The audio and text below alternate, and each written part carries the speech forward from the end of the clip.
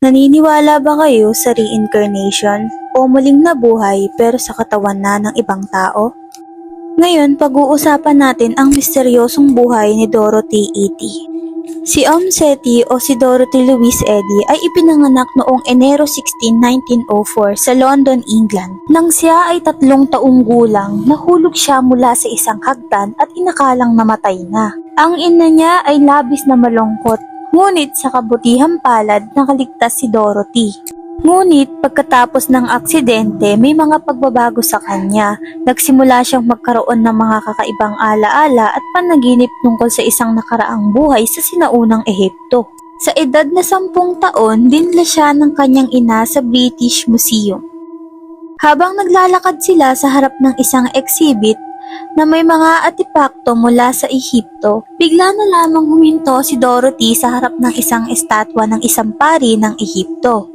Pinagmamasdan niya ito ng matagal at pagkatapos sa isang malatranseng boses, sinabi niya, "Buhay ko ang Ehipto noon at isa akong pari." Nagulat na lang ang kanyang ina sa kanyang mga sinambit, ngunit itinuring lang niyang isang imahinasyon ng bata ang mga sinabi ni Dorothy. Ngunit patuloy ang mga kakaibang alaala at panaginip ni Dorothy habang siya ay lumalaki. Palagi niyang ikinukwento ang kanyang nakaraang buhay bilang isang pari na nagngangalang Seti sa sinaunang lungsod ng Abydos. At hanggang sa naging dalaga na si Dorothy at hindi pa rin nawala ang interes niya sa Ehipto o Egypt. Hanggang sa nagkaroon na siya ng sarili niyang pamilya pero hindi pa rin nawala ang interes niya sa Ehipto. Noong 1930, nagpunta siya sa Ehipto upang makita ang mga templo at guho na madalas niyang pinapangarap. Mula noon, dahil sa kanya, ay marami nang natuklasan ang mga researcher about sa Egypt.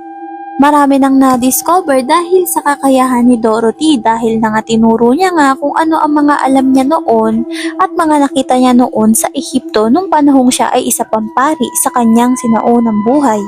Kahit na maraming skeptiko o nagdududa, nananatili ang paniniwala ni Seti na siya ay isang pari sa nakaraang buhay.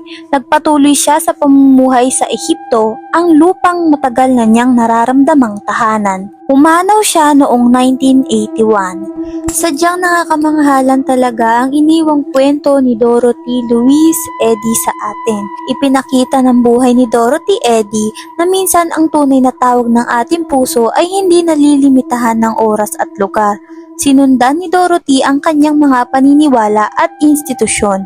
At dahil dito, nakatagpo siya ng isang kakaibang buhay na puno ng pagnanasa at kaalaman.